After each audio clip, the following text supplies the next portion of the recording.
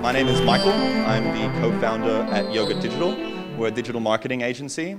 So we do SEO, we do paid search, but probably what we're best known for is conversion optimization. So I guess we consider ourselves data specialists. So understanding how people are behaving on your website and then how you leverage that data to generate growth for your business.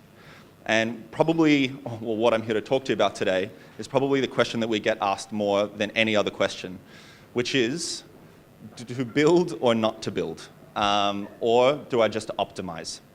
And this question, I mean, it spans every vertical, every industry. No one is safe from the horror of having to answer this question. But what we find is that people usually approach answering it in the wrong way.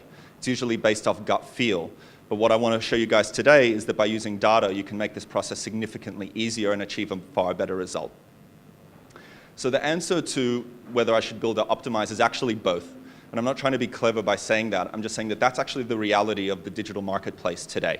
So your first option is to optimize. And when I say optimize, I mean A/B testing. Or your alternative is to build a new website and then go through the optimization process. At this point in time, there's no such thing as a perfect website. So just building something and then leaving it there for another 2 to 3 years until you rebuild it again is no longer an option. You give competitors the opportunity to gain market share. It means you're not keeping up with the latest trends in terms of the various integrations that you can have.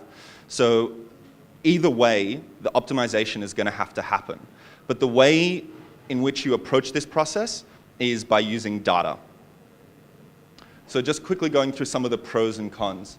The biggest pro about building a website from scratch is it allows you to create a clean slate. A lot of people have legacy systems, or they want to re-platform, or they're not happy with the integrations that they're currently using. If you rebuild from scratch, it often allows you to go and build the ecosystem in the way that you want it to be built from scratch. The obvious downside is that there's actually no guarantee of improvement on the other side, right? You can spend 70, 100, $200,000 plus rebuilding a website, and at the end of it, your conversion rate is the same. You've experienced no growth, which is in many ways a failure. On the flip side, if you want to optimize, the major benefit is you will have proof, or you will have evidence of ROI before you go with the implementation process, right? You will actually be able to see the impact of the change that you're going to be making before you implement it, which is really easy to build a solid business case. The obvious downside is that it takes significantly longer than a rebuild. If you're going to rebuild a website, it might take 3-6 months. If you're going through the optimization process, it never ends, right? But we usually say if you're going to A/B test your way into a new website, you want to be allowing up to 12 months to do that. But then even after that happens, you're going to continue the optimization process. It doesn't just end there. Now, obviously, launching a new website is risky business. I hope you guys get this reference, otherwise it's a video of Tom Cruise in his underwear. But launching a new website is risky business because there's so many moving parts. Before you've even created your first design, you've got stakeholder management, budgets, integrations, site structure, SEO, branding, content. And by the time you've gone through all of this, you've completely forgotten about your customer. And this is at the very core of what we're going to be discussing today, is how do you listen to your customer to achieve a better result? Whether you build or whether you optimize, it has to come from a data-driven place. Most conversations that we have with people when they're rebuilding a website is, we don't like this feature, or it goes based off highest paid person's opinion, or gut feeling, or it goes off, our competitors are doing this. But it's very rare that someone comes and says, well, actually, we did our own customer survey and they told us that our checkout process sucked, or that our product page didn't have enough content, or that our homepage was so messy that we couldn't navigate through to the category and subcategory pages. It always comes from a place of, we know our customer best, rather, let's ask our customer and actually see what they have to say. Because you guys and we are in the day-to-day of the website, we have very different feelings and emotions towards the website than what our customers do. And they may not feel the same way that you do, which is why A/B testing in its very nature is experimental. Just because the data shows you something doesn't mean you're going to nail it, but it's basically stacking the deck, right? By using data to drive your decision making, you're actually giving yourself the best possible opportunity to generate a positive result rather than using, I guess, personal opinions. So when I say using data, this is what I'm talking about. So we run everything from quantitative to qualitative, and we very highly recommend you do the same. And the reason that we recommend that is because sometimes the numbers don't tell the full story. You need to have a look at the actual behaviors to figure out what's going on. And sometimes it's vice versa as well. Sometimes you have to look at the behaviors and then, I guess, qualify them by looking at the numbers. So everything from Google Analytics, form tracking, customer surveys, heat maps. You don't necessarily need to use every single one of these. I understand that some of you will have, I guess, time-sensitive projects, and some of these take longer than others depending on your traffic levels. You know, session recordings are very labor-intensive because you have to watch them all, and some people don't have the appetite to do that, and I don't blame them. But this is kind of your roadmap for how you're going to decide whether you're going to rebuild or whether you're going to A/B test. By looking at all of this first, you can then align what your customers are giving you in feedback with your actual business goals and the business's needs. And as long as there's enough overlap between the two, it's significantly easier to pick a strategy that's going to generate growth for you once you go through that process. So I want to walk you through a couple of case studies to show you what this looks like in practice. So this is a website called Curtain World. They give you one guess as to what they do. This is their old website. Right? It does everything that a website needs to do. It's perfectly functional. It drives people to category pages. It's got descriptive content. It converts. It's a very successful business. But in order to generate growth, we went through a really extensive research piece with them that took about 8-9 weeks to do. And off the back of that, we helped them redesign their website. This is what the new site looked like. Tells more of a story, more white space, lifestyle images. It was much more on brand with who their actual customer was and what the needs were behind the business. Now, this is, I guess, what they look like next to each other, and one guess as to what happened after we launched it. It launched in late December, and this is where we're at 3 months in, conversion rate-wise. Right? The first month that we launched, the conversion rate was up by 111%. We're now 3 months in, and it's 393% year-on-year growth. Now, what's worth mentioning here is that Curtain World didn't just stop once they launched the website. This was their stepping stone. They didn't say, great, we've built it, we're done, we don't have to touch this again for another year or two. They said, we've built it, this is now our new baseline, how do we grow from here? So they immediately went through the process again, and now they have a 6 to 12 month A/B testing strategy to continue to drive growth. And this is, I guess, a real core mistake that we see happen again and again, is the idea of build it and they will come. Unfortunately, in the digital marketing world these days, that doesn't work. You need to convince users to come, and you need to convince them to stay and purchase from you. And the only way you're going to do that is by actually listening to their voice and what it is that they're telling you. So you have to take, I guess, the opinion out of it and start with the data. So this is an example of a furniture retailer who spent over $150,000 and 6 months rebuilding their website.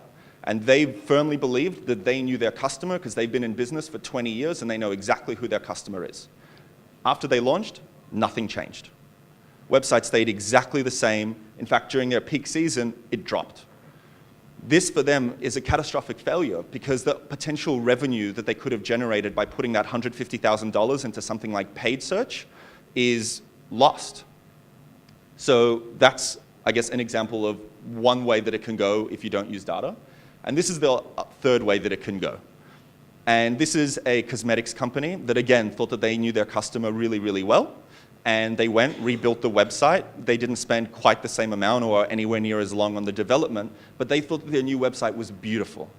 And after they launched it, their customers disagreed entirely. They did not like the new user experience. It didn't represent them or the way they shop. They didn't like the content, the imagery. And the reason that we know this is because after it dropped down, then they decided to do the research piece because they wanted to understand why the sudden drop. Now, it's strange to us that a lot of people will invest $70,000+ into building a new website and potentially 3 to 6 months, but they won't take a fraction of that to actually stop and think about what do our customers want? Where are we winning against our competitors? Where are we losing? What improvements can we make? What functionality do they actually need? Because we are in the business every day, it's the case of, I guess, you look at something every day and you go, oh man, I'm just so sick of looking at this, I just want to change it. But your customers don't do that. They come to your website maybe once a month, maybe once a quarter, maybe once a year. So they view your website in completely fresh eyes, whereas you're looking at it every day, sometimes multiple times a day, and sometimes that frustration boils over. And when this happens, it's always a case of opinions instead of data. And what I'm telling you guys today is, and I don't know, maybe some of you have just gone through a rebuild process or you're about to and you're trying to make that decision, take the time, look at those data sources that I was mentioning before. And again, I'm going to share this presentation with all of you. All the presentations will be shared, so you guys can take a look at that slide. But take the time so that you reverse it. Use data, not opinions, to drive the decision on whether or not you're going to build a new website or whether you're going to go through an optimization strategy. So I guess a couple of actionables for you today that you can do literally as soon as you get back to the office. First thing, there's a few tools that we use that you can download and easily set up yourselves. First of all, you can use either Hotjar or Lucky Orange. They're interchangeable, you don't need both. It's kind of like an all-in-one conversion tool. You can do heat mapping, session recordings, live surveys, form tracking, funnel analysis. So I highly recommend setting that up. We also use Crazy Egg specifically for heat mapping. It's a more robust tool than Hotjar is because it's a specialist tool. And just make sure that you set up on all the different device types, so desktop, mobile, and tablet. Use Formissimo. For those of you who are not e-commerce based, but you're service based, so you've got forms, I really highly recommend using Formissimo as form tracking. It'll tell you where people are dropping off and how long they're spending where. Actually, if you're in e-commerce and you've got a checkout process, you can still use Formissimo to see if there's any issues there. And then you can use either Optimisely or Visual Website Optimizer for your A/B testing. If you want a third option, you can also look at A/B Tasty. They've got a pretty good platform with some really cool personalization features. Second thing that you can do when you get back to the office is actually set up the tracking.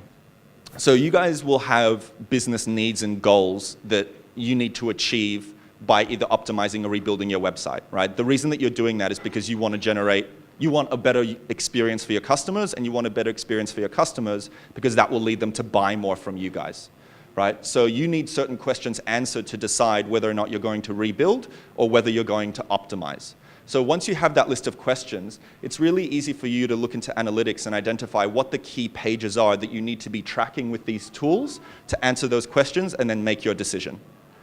So setting up all those tools and installing all those tools and setting up all the tracking will probably take you maybe 2 hours at a stretch. So it's something that can be done today, and you can have the data collating in the background while you're doing other things for the next couple of weeks.